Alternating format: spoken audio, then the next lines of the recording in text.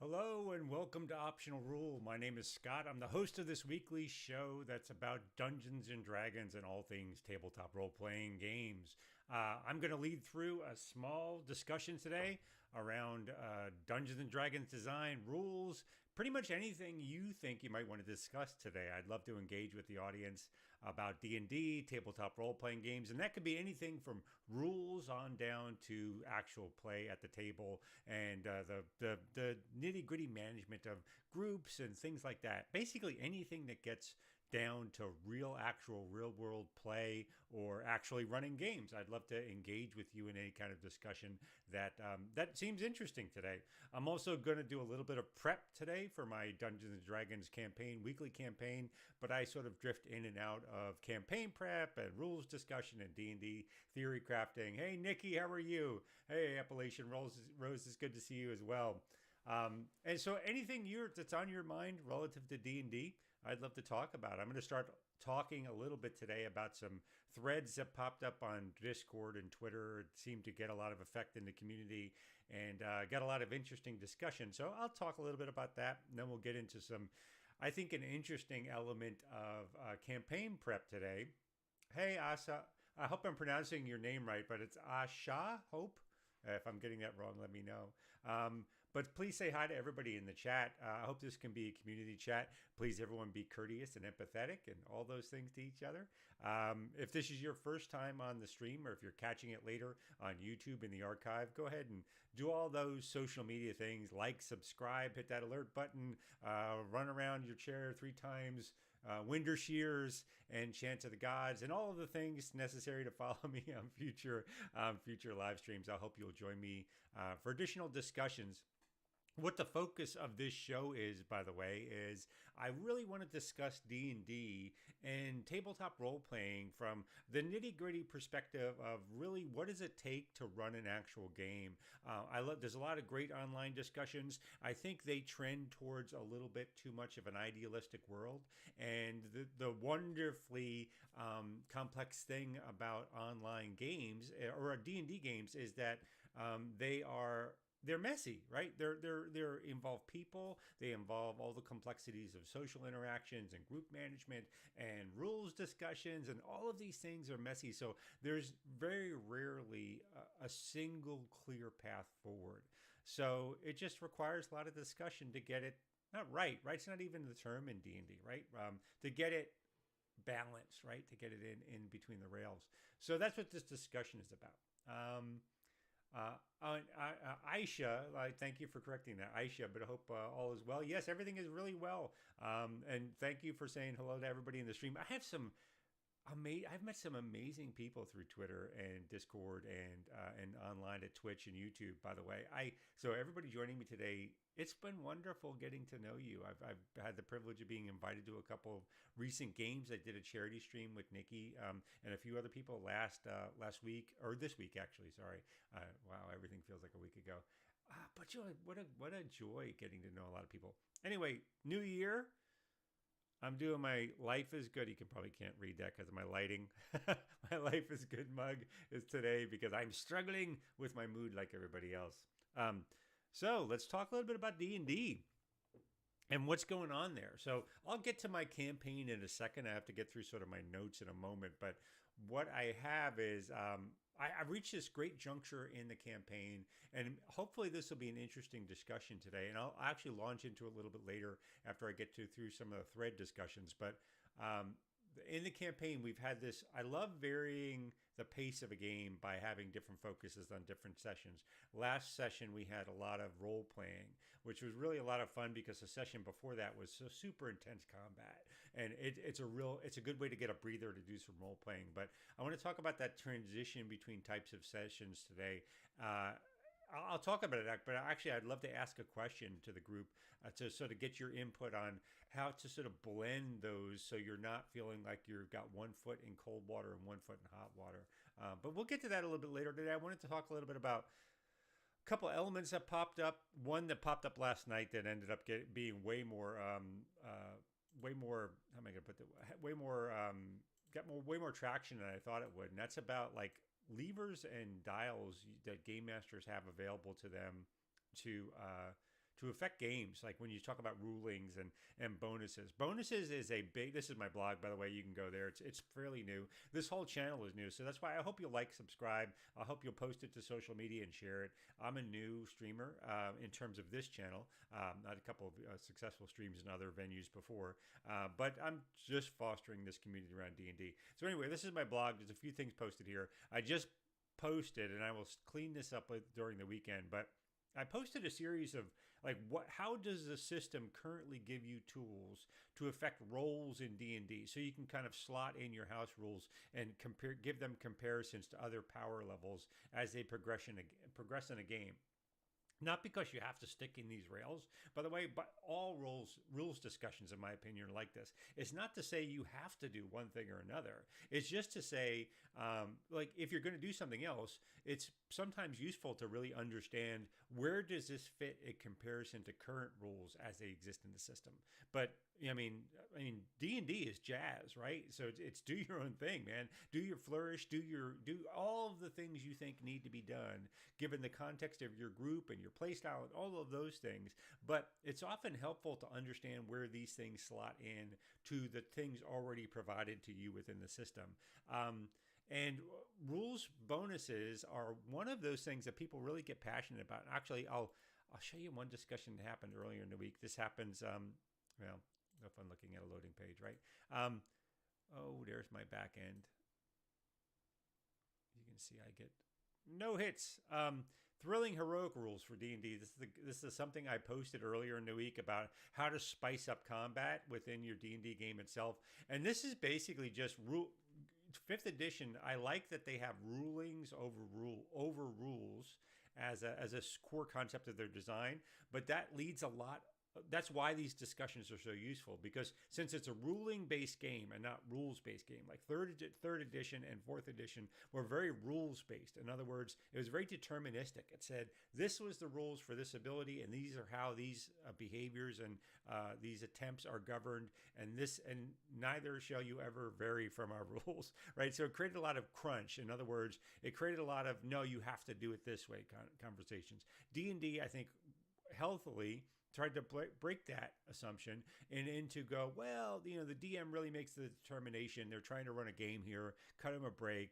These are sort of guidelines to do it. Now, I think they tipped a little too hard in ways in that way. But anyway, I posted this thing about thrilling heroics because players are always asking for additional bonuses. And this is about a rulings conversation, not a rule. I tried to give shape to DMs who want to spice up additional action requests from players, because we get them all the time. Every DM, I get them. Every DM I've ever seen gets all of these. Hey, can I get I aim for his eye. Can I get a bonus action to do something? Or they always get these additional conversations. And I think we're overwhelmed with these requests for additional benefits or additional bonuses that we miss an opportunity here, which is everything in a game, in my opinion, not everything. Absolute statements are never good. No, absolute statements are not often good. So I think we're missing an opportunity by raising the stakes. Like games should be a bit of a poker game or a bit of a gamble, right? Actions in a game should be a bit of a gamble. At least I enjoy that. My viewpoint on rules and dice and gaming is that I love to see where the dice take us. Like, say what you want to try to accomplish, and let's see where the dice take us as a gaming group. I love that aspect. I love being surprised as a DM. So these thrilling heroic rules are an attempt to do that. It's not because players asking to do something extra is half of the equation, right? You shouldn't just be get a bonus or don't get a bonus at all. It should be like, well, what's at stake, right? Gambling is about, what do I lose if I'm asking for this extra thing? What do I lose if I don't do that? So I'm not going to go through this entire rule. You can give it a read. This is a bit more polished. I've been through several edits on this now. But it's basically, if you're asking for something, and I give some example heroics, right? If you're asking for like a +1 to a roll, that's a minor impact, right? So you might want to balance that out with a minor risk, which is like, if they if they do a jump check to try to get higher to get a +1 to their bonus roll to attack a creature, I don't know, I'm making that up. Maybe if they miss it, they lose half their movement for that turn, right? Or if they want a +D4 bonus, maybe that's something in that range. Moderate things might be disadvantage for opponent or advantage for you. Maybe significant things like push an additional use of an ability. That would be really edge case. But I give some examples of how to set difficulty and examples down here. Like, can I kick the table in front of me at the enemy to block their vision for a moment before I attack? I'll roll deception to try to give me advantage so I can score my sneak attack. And if I fail, I lose my attack for that round altogether. Like something like that, right? It's a way to sort of provide this give and take at the table between players and create this dynamic conversation between the DM and the player itself. Like, make players engaged. The implication of this is that players are the ones saying, hey, if I do this, this will be the impact if I get it. So that I love that ruling, and you can see systems do that, like Fate or Burning Wheel, or they set these rules like that. An old game called the 007 role-playing game used to do this betting of difficulties back and forth that I used to love because it created this active engagement on the part of the players. And you don't actually even need a DM to do this. What I like about these rules is, as a player, let's say your DM doesn't know these rules at all. As a player, you can just in your game, say, can I do this? And if I fail, maybe this will happen to me. That does a couple of things for you just as a player. Let's cut the DM out for a second. One, you're probably ratcheting down the tension of the DM for the ask, because you're asking something, and DMs are often under this tension of like, oh, am I overshooting here? Am I unbalancing the game? Do I give something to this player, and is that taking away something from another player? Because all DMs are just stuck in this place of like, listen, I'm just trying to run a game here, right? And keep it in the rails a little bit, make it some fun. So they're always like weighing these things on the fly. And if you offer them something that could go wrong, right? Not wrong, but like up the ante. It shouldn't just go wrong and be a failure and you're dead. It should up the ante of tension, right? If you offer that to them, they feel immediately a little bit more relaxed, like, oh, I can do something with that. This isn't just give me a bonus or leave me alone. This is like debating something, and you might engage something interesting from their point of view. Aisha says, yeah, gambling is definitely thrilling. I agree with you. That's what I like about this. And again, it's not dependent on the game master or the player specifically. It can be either one that does this. So anyway, I think that's a great technique. And the other thing it does, especially if you're as a player, you're communicating to the DM what would be really exciting to have happen if it fails, right? So you have basically the perfect world if you do it right? Because you get something super cool happens. Rule of cool, like super cool happens if you succeed. I kick the table in their face and I'm able to get like a sneak attack if I get this roll right. And then maybe something super cool if it fails. Like now I'm at risk and my paladin player has to come in and save me if this goes poorly. So you're basically setting the stage so that either outcome is basically cool. Now, sometimes you're stuck for ideas, and that's fair enough. That's why I try to provide this graded set of examples and thrilling risks and examples of heroic bonuses. Because I don't know, I do the same thing in the middle of a game. Sometimes you have a good idea and sometimes you don't. But anyway, that's where it's at. So back to what we're affecting. This is sort of a sister article, or at least a sister thought to that article that I wrote earlier, which is, well, what are the tools? If you're asking for something more in a game, what are the tools the system gives you to determine like bonuses to rolls or disadvantages, and where do they grade in the relative bonus? Like the example of this is advantage is basically the same as a +5 within the system, which means everything has an average roll. So if you were to rank them, which is what I'm trying to do here, they rank in at different levels of how generally effective they are. Although understanding sometimes when you do hear like the highest ranking one is a D12, like the Bardic Inspiration D12, like the swinginess of a D12 from 1 to 12, it can be lots of different results. So it may not necessarily be that, but this ranking is basically what you get. Like Bardic Inspiration at 15th level is a whole D12, right? But average roll over a series of time is about a 7 bonus, right?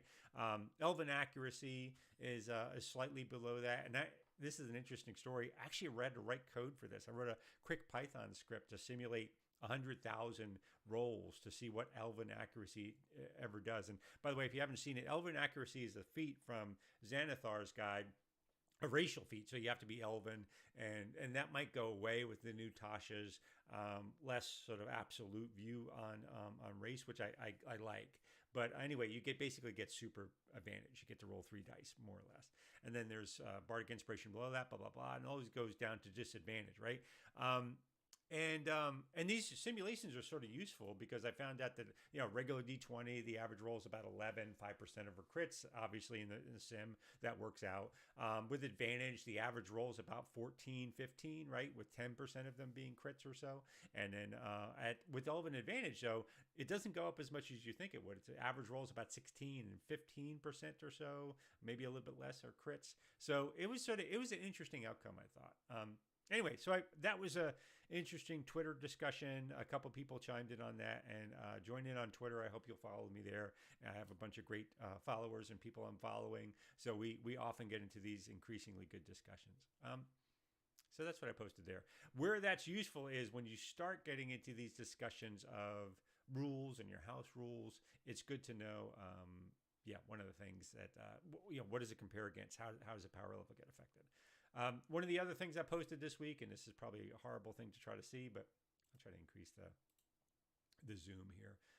This is GM Binder. I use this frequently for all of my spells, and I posted this to Twitter as well. There was a great discussion about what does, and Nikki chimed in on this earlier in Discord, which was really a great discussion. Like mage armor is stuck to AC 13 plus your Dex bonus, and someone had a great post this week in Twitter about, well, why is it AC 13? Why isn't it your spellcasting attribute modifier plus your Dex modifier? And I actually think theirs was, why isn't it AC plus spellcasting attribute modifier, which might be a great option as well. But I threw up this individual role, this write up, and posted it to Twitter for commentary. And that's another piece of advice I would give everybody. There's interesting stats, Aisha. I thought it was interesting because I would have expected Elven accuracy to be higher, by the way. But all of this merges together, including this spell. I'm not saying the spell is great, by the way. I love putting things in writing and actually doing the sim, because we talk often in this theory crafting around D&D, and we get into like, what would you do in this situation, or how do these roles play out? But when we actually write them out, sometimes flaws in our logic pop out. Sometimes a different set of assumptions pop out. Sometimes what we're actually balancing just it crystallizes more when writing it up. So that's what I like to do. So I posted this to Twitter. I'll also post to my website earlier.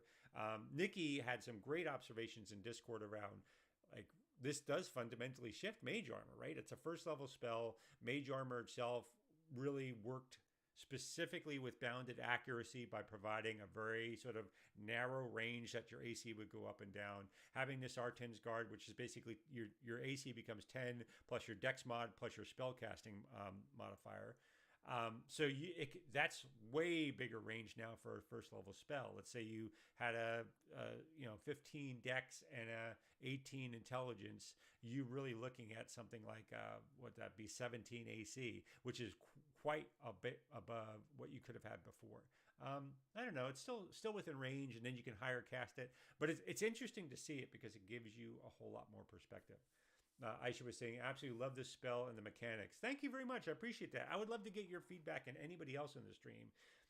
Let's say I did this instead. What if we just did it more vanilla? What if it was mage armor works exactly like it does, except it has, instead of using Dex as the modifier, it uses your spellcasting attribute as a modifier, right? The obvious thought there is that the caster is much more likely to have a higher spellcasting modifier, right? So they're probably, so they're probably a little bit of a bump, but much more controlled, right? And Aisha was saying seems well balanced. Yeah, I think so too. Everything depends on what you want out of it.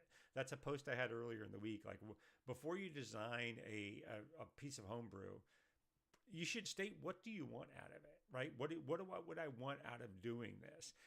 So going back to the things I just talked about, that's an important tool for both a player and a DM. So again, a lot of these things they span players or DMs. And by the way, DMs are just a player that has a different set of responsibilities. So it's good to keep that in mind. But really, what do I want out of this? With Thrilling Heroics, that applies. Like, what do I want out of Thrilling Heroics? As I want more of an exchange, and I want to create a more dynamic combat. That's what I want out of it, and that guides your design for everything else. Tools and affecting, that's last. That just tells you how these things go. But like the Arten's Guard, if I were to use this modified mage armor, what do I want out of this? The premise would be, I want the spellcaster's spellcasting attribute to have a higher impact on all of their outcomes in combat than just sort of these static bonuses. That would be sort of the base level what I want. And you can vet everything you design against that. I was saying DMs are just another player with a different set of responsibilities. Yeah, clap and thumbs up. Yeah, I agree. I absolutely agree with that. I think that's often missed on a number of angles, right? Just there's a perceived authority on the part of the GM that's not unfounded. I mean, they're the host, right? So they are just trying to run a game. So things like respect their rulings, all those things are super important, but they're not higher in the order, right? The game might be more dependent on them, but they're not a rank higher than the players. They're not more important than the players. It's just the game is more dependent on them. And importance and dependencies, those are two different things. Yeah, so everyone should just cut everybody a break. We're all doing the best we can, right? So anyway, design-wise, those are some of the things that came out this week that I thought were super interesting. I would love to get your thoughts on this too. So if you have them, go ahead and put any thoughts. So you have additional ideas, where else it might apply that we haven't thought about. Drop them in the chat. I'd love to see the discussion that you're raising about that. Hit me up on Twitter later about it too. That's fine. Or just drop them down on the tavern wall here in YouTube or wherever you might see it. I guess you can only do that in YouTube, but when it's on YouTube later. By the way, if you're watching this, I don't know if you're watching it later, but I stream live to both Twitch and YouTube simultaneously. But obviously comments in the archive is kept mostly on YouTube. I'm not an affiliate. This is a small channel. So maybe I will ever someday get Twitch affiliate. So the number of videos kept on Twitch is pretty low in the archive. So the dependable archive is over on YouTube. All right. So let's get over to some session prep. So this is again, I just a baseline here. I use the similar session prep to the Return of the Lazy Dungeon Master by Sly Flourish. It's an expansion in a book you can find through Sly Flourish's website. If you Google Return of the Lazy Dungeon Master, it'll give you a lot of information there. But it's a technique for prep that I find super effective. So again, the format is quickly, and I've modified it a little bit to add some things of my own. But you list out the players that are in your game, a quick note about who they are. I like to list player traits. Like I have a player who loves obscure lore, artifacts, puzzles, role-playing quips and stuff. And this is about the player themselves, not the character. So above that is the character and the player. So I do that. I make a little note of where we were. I usually add a note. This is my ad of like, what are the themes I'm trying to keep so I can be consistent, have a similar theme throughout the entire campaign. I write a whole section on plot threads, which as you can see, I'm terrible about. Man, plot threads have just got, it's a weakness of mine as a DM. Things get more complex as they go over time. Well, what are you going to do? Then there's a section from the Return of Lazy Dungeon Master of a strong start. So I don't need to modify that. Let me get to the strong start part, and any feedback anybody has here, please give it in. But so where we were at last session was 2 sessions ago, they wrapped up this thing called the Cauldron Caves, which is they recover this item from a hag that can help feed the village that they're in. And they recovered like a player's personal item and stuff that's off to the side. But having gone through this intense cave battle, they got back to the town, and the entire last session was all role-playing in the town of East Haven. Let me pull up my Foundry. I use Foundry, tabletop role-playing. I'll pull up a map in case that's helpful. Boom. Foundry is a really great tabletop, by the way. It's been really, they're in the town of East Haven. We'll go over the Icewind Dale map. So they're in the area of Icewind Dale, which is deceptively small. It looks like this big map, so you think Phandelver, but the whole thing is something like 100 miles east to west, and I think 70 miles north to south. So it's teeny tiny small, but travel is hard to get around. The players are actually not here. They're here. I have this little player icon. They're over in the town of East Haven. One of my players rotated it, and I forgot how to rotate that icon. But they were over at this dot, so this blue dot in the upper right-hand corner. They've come back to East Haven, and the base campaign is that they're in this locked-in winter. Icewind Dale is being sort of harrowed by a 2-year-long dark winter that's been extended by a goddess Aureel. The towns are all sort of starving. They're sacrificing people in hopes to appease Aureel and doing all of. They're in this desperate survival situation, and the players have now just brought back a cauldron of plenty, which can help feed some of the town that they're in. And they were celebrated as heroes, which was a great role-playing moment for the characters. At the same time, I wanted to wrap up plots that have come previous to this. So their big fight. So the most of, I'd say 2/3 at least of the session was them interacting with people around the world, which is super fun for me as the DM because it lets the player personalities come out. You know, the scholarly player being able to brag about their and have intellectual discussions with people around them. There's one ranger who's a real braggadocious kind of person. So they were like embellishing on everyone's feet, and the player was adding in the things they were saying about other characters. That's a great technique. If you really want to bring attention to yourself and include the other group, say something about the other characters. It's a great player technique. I like to do this in streams, and when I play, I try not to have an idea, and I try not to say, oh, I have an idea, let's do this. I love to go, hey, so-and-so, what do you think about, and then give them this sort of, this cue for them to participate with you. It's a super powerful technique for building cohesion at the table and for engaging other players with you. So I suggest you do that as a player, and as a DM, it lets the DM see the players debate things as they go out, as they go around the table. One of the things that came in during Twitter this week is one of my big confessions as the DM, and this happens to all DMs. Sometimes I have a plot in mind that's playing out, and if I see a lot of table talk and the players throw out a possibility for a plot, and that plot is way better than what I had planned, I'm totally doing that plot. I'm totally changing things and doing that new plot. Sometimes it's backfired, but almost always it's worked out super awesome because it's a better plot, first of all.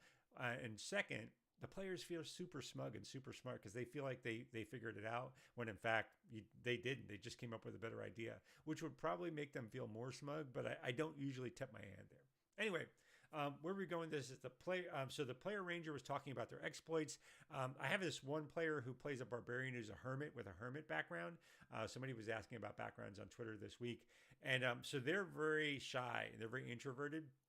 So it was a fun moment out of character because their character was like locked into a corner. And I even said that like the only people who engage with them are people who can't take social cues. So they were surrounded by all these close talkers and people who weren't paying attention to what they said. And it was actually quite a funny role-playing moment for them. So this whole thing extended over this sort of them socializing and getting to know the town. And then I did a callback adventure, which was really 2 callbacks actually. Callbacks are super powerful as a DM, right? If you have an untied plot thread from earlier in the campaign, to bring that back to a player now creates this sense that the world is interconnected. So what had happened was there's a scenario called A Beautiful Mind that I had run a little bit more spiced up. But at the end, that scenario, which happened a month ago, is that they ran across a ghost inside of a mine. The ghost possessed one of the player characters and tried to escape in their body. And this comedy of errors ensued where the players held that player down, trying to beat the ghost out of it. And the best it can do is it had a book that its spirit was tied to. It threw it into a pit that went into the Underdark in order to escape. So its spirit had to go along with the book. So that's the last place they saw it, like a month and a half ago in real life, 4 or 5 sessions ago, and a month ago in game, that this possessing spirit threw this book over. So they get into this campaign and they see this drow looking at them from across the tavern and really curious about them. Now, the meta plot wise, I just reasoned because I wanted to get that ghost back in there to have a callback, The book went into the Underdark. A drow found it down there and became possessed by the ghost, and they've come back up to take revenge on the player character because it's an irrational undead spirit and it's trying to take revenge. So all the player sees is this female drow, and they're a cis male character in the campaign, they're seeing this beautiful female drow, but I have it interact with them in the most awkward way. Now, I almost never include. Oh yeah, I was saying, just notice how you have actual snow falling on the map. That's cool. Yeah, this is an effect from a plugin I get. It's really it's really useful for my different battle mats. But anyway, the character, I very rarely include any kind of sexualized content in the game. I very rarely do, just because I don't want to interact with my players like that, and I don't really care enough to do it. But it was an amusing part because I got to do it awkwardly as it's supposed to be. This character was trying to seduce, this NPC was trying to seduce the character to get them alone. That's all it was. So I didn't have to do anything sexual. All I really had to do is I gave them a couple of verbal cues where I knew the player was going to turn them down. And I got to utter the phrase to them that this comes across as awkward to you, your character, as it does with the GM saying this of like, hey, do you want to go upstairs and maybe fool around? That kind of stuff isn't stuff I would normally have in a game, but it was such a comedic moment, and the player I had a good level of the room, so we had a good understanding within the group about where you can and can't go. That was a good example of how you can have comedic beats like that. So it didn't work out. Anyway, the players ended up fighting this character. There was this big reveal that was a great, rich moment for the DM because none of them suspected it was this ghost. They thought it was some other plot line they were doing. And they get this big reveal when the ghost pulls out this book that was the tell for them earlier, and they realized it was this callback, this thing to an earlier adventure that was coming back to do them. And they finally dispatched the ghost, and that went out. So that's, as a DMing technique, I think that's super powerful. As the other callback was, I had my last session that I ran was something I call an interlude one shot, which I really suggest you consider doing, which is like, as you run a campaign, sometimes we miss a week, we can't play. So I'll do a one shot of either some other game or a D&D one shot with different characters just to fill the gap and to get some different mix of the group in. What the players didn't know when I created the campaign was the one shot I ran actually was connected to the campaign. It was a backstory for some element I was going to bring into the game this session. So they ran this whole backstory. They get in this campaign. They didn't realize it. They come to the middle of the campaign at the end to get this magic item that they realize their characters out of character from the latest one shot. This was that item that they'd used in it. And it was this really satisfying moment as a DM to be like, watch this light bulb go on above everybody's head twice in one campaign, one for the interlude campaign and another time for the callback. So I was just reveling in that as a DM. And if you can work it into your campaign, I really suggest it. Let them do it. The easy part for a DM there is that players pay attention to plot way less than you think they do, right? So you have to give them cues that this is happening. So sometimes it's more of a struggle to get them to realize this is connected at all than it is to get them to keep your secret, right? DMs are too focused on keeping secrets when in fact the actual challenge is getting information across without a lore dump. Yeah. So I need a strong start. That's where all that plotline. So a strong start is a way to kick off the session, to immediately ground the players in this session. Like, oh, we're playing the game now. We're back in the real world. And where we left off was they had defeated this ghost. They had recovered this magic item and discovered that the Arcane Brotherhood, which is a plot line I've been trying to bring out for some time, is at work in this region trying to recover these Mind Flayer artifacts. And if you're in the stream, by the way, or watching it later, Heidinger Laura, I think is their name on Twitter, gave me the inspiration. So what they found is Mind Flayers have a way to create magic items by essentially trapping people, torturing them in their mind by making them think they're in illusionary space, and whatever ability they're reaching for to cast for in this illusionary space, they're able to bind that to a crystal, to a magic item, and create cheap magic items that way. So that's the MacGuffin, right? That the Arcane Brotherhood is looking for this mechanism to make these cheap magic items through torture, and that I'm assuming the players are going to want to stop them. The players are heroic, so they will. But that's what they just discovered at the end of last session. So they have this big reveal, and this is the challenge as the game master because I don't know which way the players are going to go. They have a couple of threads they could, because I run a sandboxy kind of game. And I'll bring up another DMing technique. That's where this plot thread section comes in handy. There's this concept of fronts.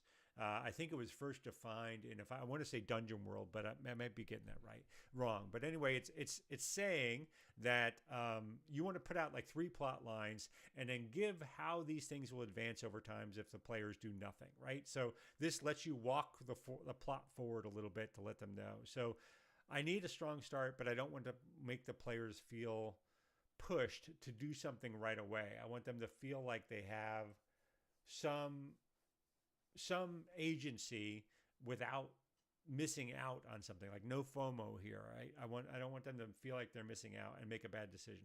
So what I have they know the Arcane Brotherhood is conspiring with again all homebrew, something called the Charlin Syndicate to undermine the 10 towns that they're at.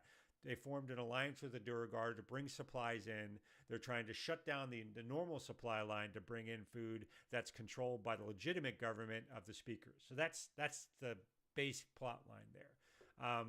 I've got a couple of players invested here. They've just learned that a member of the Arcane Brotherhood, who themselves are rivals and undercutting each other, is holed up in a castle at this place called Shere Koning, and they're sort of directing operations from there.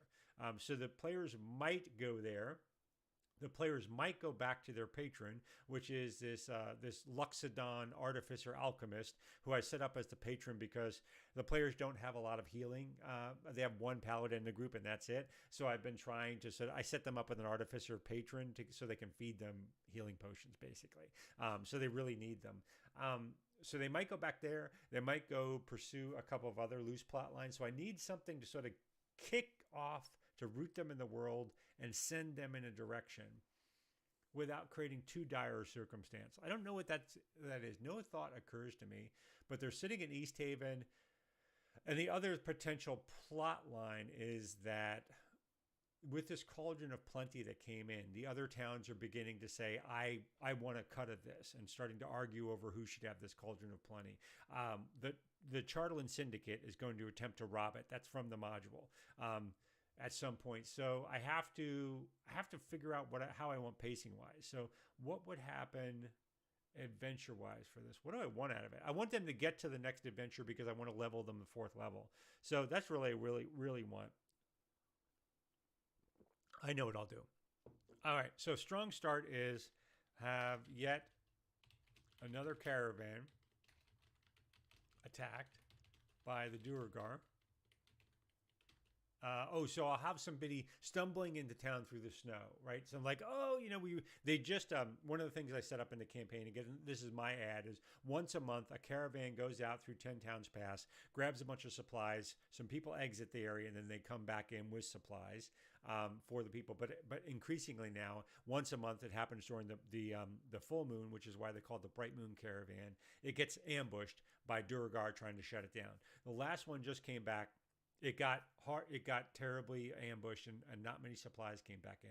So I'll replay that scenario, and I'll have a bunch of wounded folks coming into East Haven.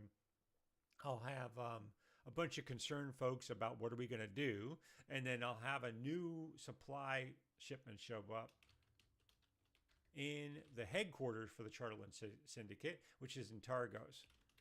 And I'm taking very rough notes here. I go back later after I view the stream.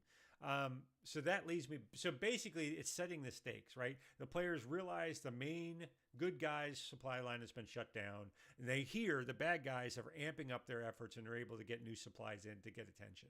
So I need to add an angle that tells the players the Arcane Brotherhood helped that happen, because what I want to do is nudge them after the Arcane Brotherhood. So I will say that a powerful wizard helped save the new supply, no, what am I going to say? No, this is what I'll say. Um, that the caravan that was attacked, because here's what I'm debating. Here's a hard thing to do with political scenarios is, political scenarios are typically more gray area than they are sort of good and bad, right? If it's clearly black and white, it's not a political scenario. You're not debating anything.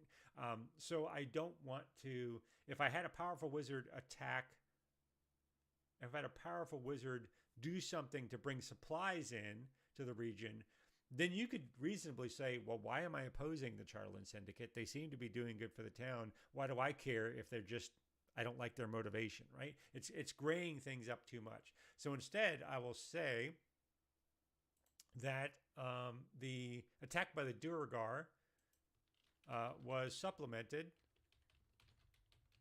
with powerful human magics. Or no, I'll tip my hand even better, because I said last time there's a albino tiefling with an albino tiefling. I'll say, and I'll fix it up later in the edit. So yeah, so I'm basically saying I'm directly connecting, firmer and firmer. I'm directly connecting the Arcane Brotherhood to the Duergar, and saying that this is saying this is something vulnerable for the players to attack. That's a technique I like to use as a DM, because one of the dangers of political scenarios is they get too convoluted. The players they get frozen because there's too many options. It's not clear what to do. It's not clear how you can achieve an outcome. And sometimes the DM gets too enamored with their own politics. So that creates this morass that you don't want the players to get involved with. So what I like to do is up the ante more and more and more, and until the players realize, oh, this is a fulcrum. This is a center spot between these bad guys who, in my opinion, the vulnerability of bad guys, I do this every campaign. The bad guys seem overwhelmingly powerful at first, and then if you start to get into them a little bit more, their big vulnerability is that they're bad guys. They're self-centered. They're apt to go after each other at the drop of a hat, and they basically their division is their weakness. So the players by this point should be realizing, oh, if I go in and I take the Arcane Brotherhood out of this scenario, that's going to drive a wedge between the Duergar and the Charlton Syndicate. This is my opportunity. That's the feeling I want to create for the players. So the strong start will be a caravan coming in with just like charred. I mean, add some notes like just bullets, charred wagons, dead caravan members. So they'll come in like just pulling these wagons with char marks down the side, and dead caravan members, and just things like that to let the players know that the town folks are overwhelmed and let them feel their sense of power. And then we'll go with with what their next step is. They know that up in the town north of them, there's this albino tiefling member of the Arcane Brotherhood who's held up in a castle. This is the other danger I often have about campaigns is once you hear that, why wouldn't the town send their army, like whatever their town guardsmen are? So I think the easy answer is, well, they have to guard against Yeti. They have to guard against their own Duergar things. They have to guard against the cauldron being stolen. So they'll ask the players to go check it out. So I think I'm good there. But that should incentivize the players enough to go. So where does all of these things have happened except for Targos? So one of the other techniques is here, you put potential scenes. So there's probably some potential scenes in East Haven. Is it Sheer Coning? Yeah, Sheer Dinaval. This is where the players are up here. Right here. Players are down here. I want them to go up here to Sheer Dinaval a little bit later. But yeah, so Sheer Dinaval is where I want them to head. So Sheer Dinaval. So in East Haven, what are some potential scenes? So the start opening that I just said, caravan coming in wounded and without supplies. Ratchet up could be R-A-T. I can't spell anything right. Let's By the way, I know there's some people from a neurodiversity crowd. I have a perceptual problem, so you'll often see me misspell things. One is I'm just legit bad at spelling, but the other is just I have this perceptual problem. So anyway, I don't talk about that often, but that's why it happens. I know some people here are interested in neurodiversity. That's one of my challenges. So caravan coming, wounded supplies, ratchet up tension of supplies through the debate. So how do I want to do it? Don't just say what you want to do. Say the mechanism that you want to do. Through the debate about the cauldron. All right. So that will create more of a tense debate between town members of who should have the cauldron. I can't imagine there's another potential there. Players don't know this. By the way, secrets and I'll still talk about the format here. Secrets and information are these small blurbs about secrets that the players might be able to find if they do a little bit more research or run across something in the world. I also add an important NPCs section here, and then a fantastic location. Sometimes they use, sometimes they don't. Aisha was saying, I'm dyslexic, so I totally understand the struggle. As long as you know what you mean when you write it, then you're good to go. Yeah, I agree. That's something that I often do. I'm old, right? So I'm from a time before diagnoses was common. But even back then, they said I have something, the best they could describe it to me was I have something like dyslexia, but it's not dyslexia. It's a phasic disorder where I replace whole words and I replace numbers and things like that. It's really weird. I'll say this quickly because it might be of interest to the crowd. Ironically, it's one of the most useful things that ever happened to me in life. It was the worst thing that happened to me in school because I struggled to get through a formalized, structured learning, but it pushed me to learn on my own. And that skill has been the most important skill I've ever developed in my entire life. So ironically, it's my most important life skill, and it's one of my most horrific school experiences. Anyway, so back to this. So one of the secrets in information about East Haven is there are Duergar hiding in a section of East Haven itself. So I go back to East Haven. I don't have snow falling here. In this little area right here, a frozen over lake at a ferry, there's a bunch of Duergar hiding. They're actually their supply lines come all through East Haven.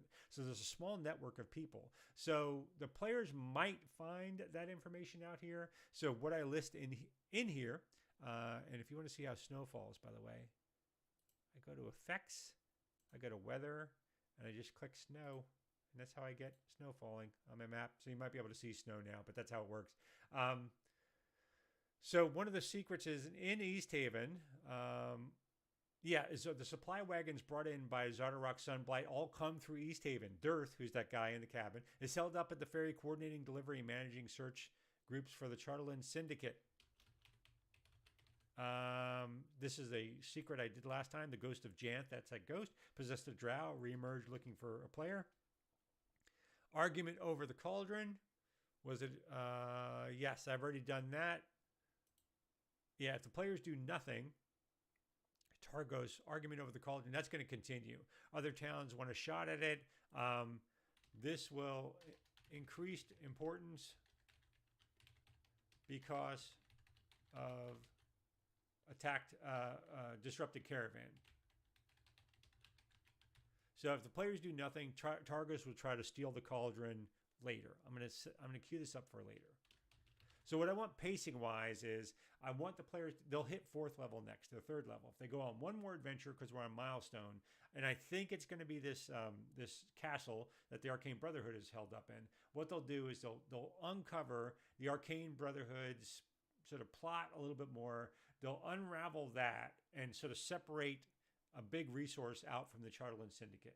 Hit 4th level, then they'll be able to go and basically take out the Charterland Syndicate in the 10 towns. That's what I want them to do. It might go a different way, who knows? But if the players do nothing, Targos will try to steal the cauldron later. I will say after they are out of town. So the players are famous enough that they would give them pause. All right, so the Arcane Brotherhood. There's some secrets about the Arcane Brotherhood where they are. There's a note I have here, minimum. So what the players can find out. I say this a lot in my streams. When you have a mystery, when you want to have clues to advance the plot, determine what your minimum information is. That's what I have here as min info. That should just become apparent to the players if they do anything. If they look at all, that information should come across to them right away. What they should be using investigation and other things for is value add information. So in other words, getting a little bit more about the strength of the enemy, getting a little bit more about their resources, maybe specific about traps, but you should never sort of gate content to progress the plot behind a roll or something like that. You should just give it. So I know I have the Arcane Brotherhood is up at the Shir Dinaval in a castle, and my minimum information is the Arcane Brotherhood is working with Charlatan Syndicate. They're at Shir Dinaval, and they are drawing magical power from whatever Oriel is doing. Actually, I'm changing that. I've already changed that. They're drawing magical power from the Mind Flayer artifacts. And are looking for a crashed, I don't know how to spell it, but Nautilus ship or whatever those like if you've seen Baldur's Gate 3, that interlude adventure was all about the players being on this Nautilus ship that crashed actually. And so now they know there's one out there. There's one in the module. I'm changing it significantly, but there is one in the module. And now they know that this is what the Arcane Brotherhood is looking for, to find the origin, the machine, the magical machine that makes these magic items. Crashed Mind Flayer ship, I'll call it because I can't spell Nautilus ship. So that's what they know. So this is already out there. And I could probably delete it, but the value add information that they might be able to find. And an important thing about clues and a good technique, by the way, is don't list how the players find out. Just take your first opportunity to give it to them. So in the minimum information, they were just able to find, because previously one of the Arcane Brotherhood had been executed in town for a murder. I'm not going to get into the plot there. There's some obviously plot things there. But anyway, they had magic items still on them in a small journal. They were able to, the players just looking at it, well, let me see this Arcane Brotherhood stuff. They just asked. And the townsfolk, because they're so well received, laid out a bunch of these magic items and some journals, and they were able to just glean this information right away from that stuff. Now, if they do questioning, they realize that there's some people in town that they were working. If they do more investigation, if they do role play, more questioning, some of the other information they can find out is that the Arcane Brotherhood have an order called the Knights of the Black Sword up at the castle in Dinaval. So they're not there alone, and they're not there with just bandits, and that they're a cult that kind of deal with the devil to gain their allegiance. They can find out there's only one member of the Arcane Brotherhood at the castle. Right now, they just know they're up there. They don't know how many. They can find out the Knights of the Black Sword are working with the Arcane Brotherhood and why. I need an NY thing here. I'll fill that in later, but I need an NY. What's the reason? What's the motivation? I don't need a long one. So the Arcane Brotherhood, maybe because the Arcane Brotherhood has been willing to summon devils, because AB is willing to summon devils into Icewind Dale for the archdevil they serve, which is, I forget the name of it, but it's the same one that pops in all over the Forgotten Realms. That ties into a plot that I already have going, which is I've modified the Oriel plot here. There's, by the way, I'm posting to my blog remixes for Rime and the Frostmaiden.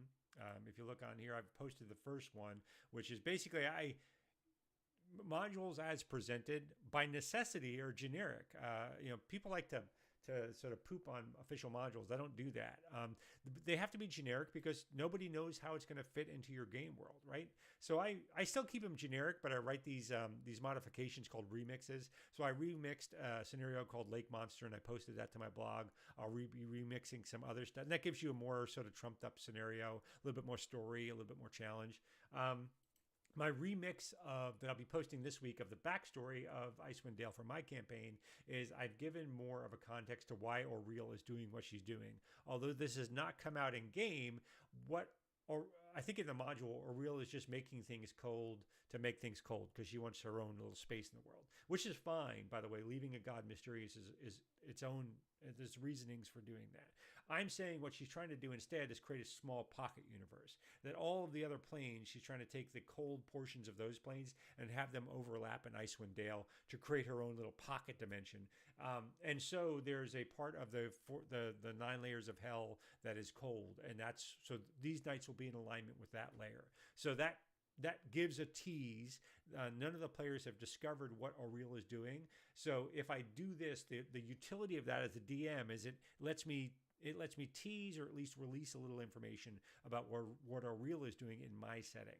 So they're willing to summon devils into Icewind Dale for the Archdevil because the veils between planes is weakening. Between planes is weakening. And that might lead them to go, I wonder why that is.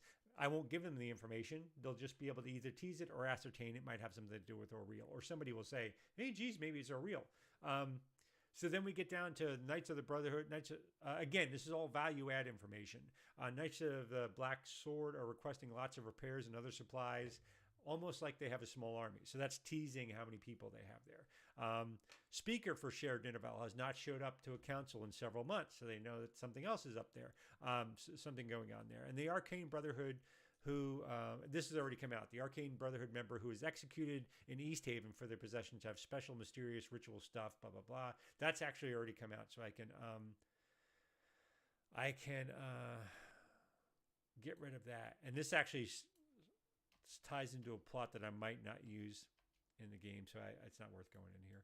This is council. All right. So those are the secrets I have. Actually, I don't need more important secrets. This is actually doing already well for me. That leads the players to going up to Shared Nineveh. Keep it Shared Nineveh. This little battle map that's already prepared for me.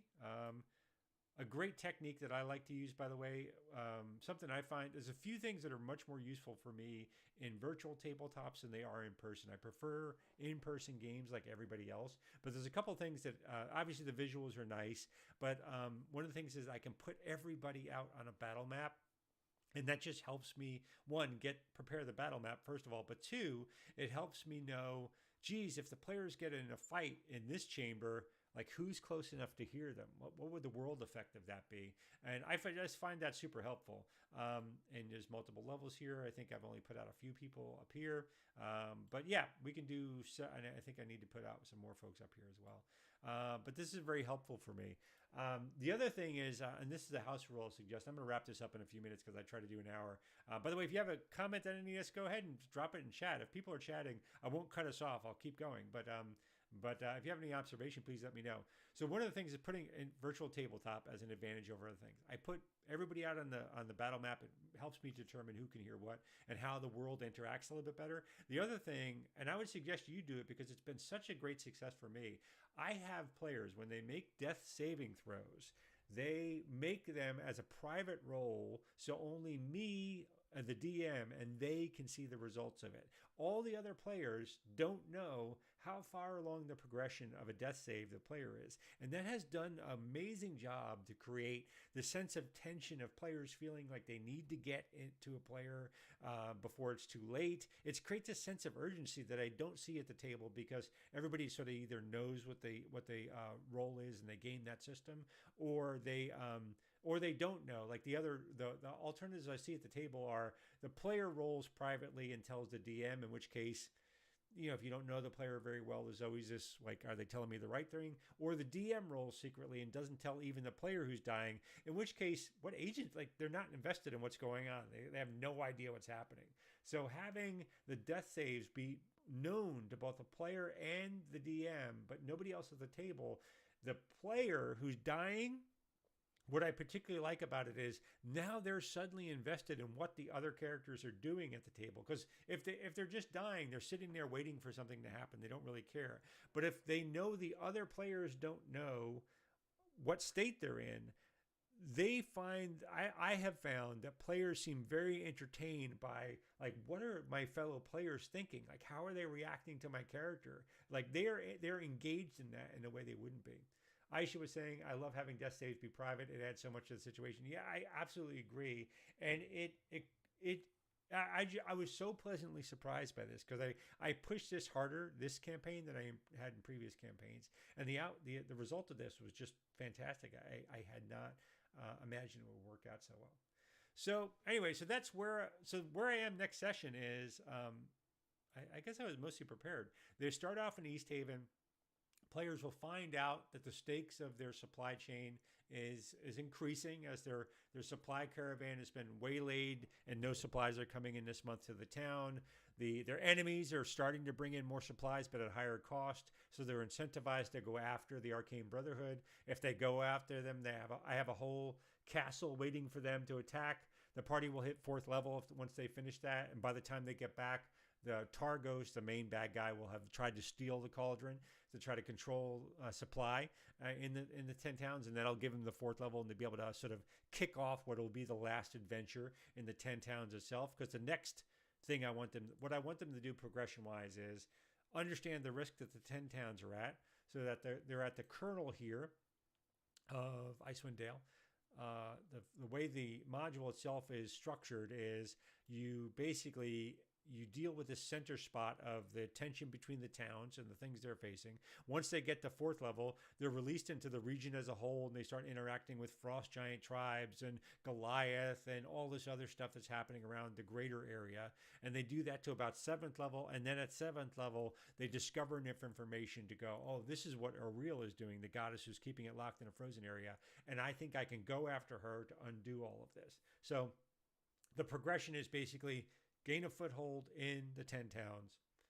Then it's break the immediate danger to the 10 towns.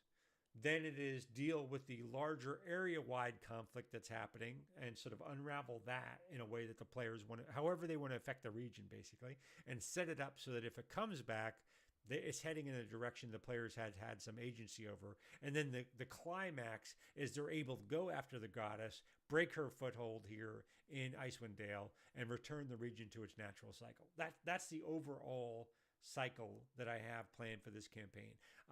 Quickly, in case you're wondering, Icewind Dale is very modular, so you can use what pieces you do and don't want. I am not using the Chartland Dragon plot line, just because, one, I actually don't like it that much, and it's weird how the flow goes in the module, but for reasons it's not worth getting in here. But two, my previous campaign I ran was Dragon of Ice Pyre Peak, and I don't want to do another dragon scenario. So that's short of that. And then the other thing I'm taking out is this whole plot line with the Netherese city. And that's really what the Arcane Brotherhood plot line in the module is, but it comes after Auril's plot. And I feel like the Auril thing should really be the climax of the campaign. So I'm removing that entirely. I'm inserting this plot line instead of the Arcane Brotherhood after the Nautilus ship and the Mind Flayer artifacts in the region. And the player is either trying to get it to it first or keeping the Arcane Brotherhood from getting it for it, whatever they choose to do. So that's basically what I'm doing. So this plot gets us to the next stage, which is the last element of danger to the 10 towns, is breaking this threat that the 10 towns has to its normal legitimate government and legitimate supply chain, keeping it alive in the meantime. That's essentially the climax of this level 3 and 4 campaign. Well, that's it. That seems pretty good. We were all over the map today. Listen, I hope you enjoyed today's conversation. I certainly had a good time. I hope you did too. I hope you join me in future sessions as well. I do this every week on Saturdays at noon Eastern time. It's just a D&D discussion with whoever's coming in. I hope you'll participate in the discussion. I really enjoy engaging people online, getting different ideas. It really inspires me to bring things into my campaign. And I hope I'm creating something in this that you can bring and use in your own campaign. And that if you haven't already taken the leap to running a game, I really hope you'll think about it. We should have more games. I always go back to this. I'm an old man. I started in one of the first generations of playing D&D when I was a wee little lad. And I always say this, that I ran games because in that time, it never occurred to us not to run a game. There was no established culture. There was no established thing that made us think, oh, geez, I can't do this or I can't do that, because that's BS thinking to begin with. I hope you'll consider running a game if you're not. I hope you'll play if you get to be if you're a forever DM. I hope you get to play a little bit too. But anyway, talk with other DMs, talk with other players, and I hope you raise the level of conversation around gaming so it's more inclusive, it's more joyful, and it's something that you can really do. You're welcome, Aisha. Thank you very much for joining me today. I appreciate it. So I hope you like, subscribe, follow, ring the bell, do all the social media things that people are asked to do. I also hope you'll spread this on social media. I hope you'll link this video once it's up. I hope you'll tell your friends about it. I really hope you'll join me in future sessions. I really enjoy doing this, and I hope you'll be part of that discussion in the future. So thank you very much for joining me today. I hope you'll join me during some of the ad hoc streams that I do during the week of regular games. I talk about D&D there too, but I hope you'll follow me on Twitter, follow me on Instagram, do all the follows, like, subscribe, like I keep saying, all of those things. I hope you'll check out some of the people who I follow as well. I really try to curate that list of people who are really fantastic, so I hope you'll check them out. But until next week, remember, fun is not optional. Thank you, everybody. I appreciate it. I will see you next week. And I'm not smooth about my outro, so you're just going to have to deal with that. Thanks, everybody. I love you. Bye-bye.